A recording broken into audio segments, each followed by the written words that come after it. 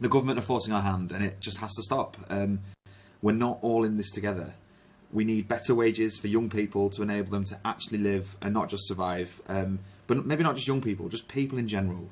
Britain needs this pay rise. People that work hard and make this country what it is need to be paid more. Food shops are going up in price. The housing market is getting more expensive. Household bills are constantly going up, so we're being told. And when I leave my job here as the union president, I physically cannot afford to find a house, and that genuinely concerns me about my future. And let's not forget those that are sitting pretty, who are able to dodge tax on their high wages just by placing it in a nice little bank account in Switzerland.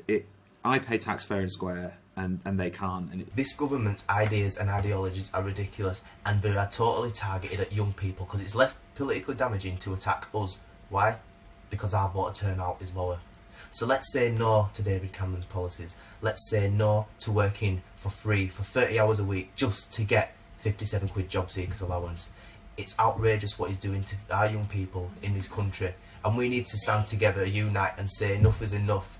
Unemployment, we need to do something about that, but this is definitely not the right course of action.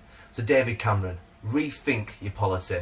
I've spoken to many ministers about workfare. What it is, you get told at the job centre after a certain amount of time, you either come in and sign on every day and you'll still get your benefits, or you go and work 9 to 5 in Tesco Monday to Friday, Pound Stretcher, Pizza Hut, places like that. Work 9 to 5 and you'll get your benefits. Works out about something ridiculous like £1.20 an hour.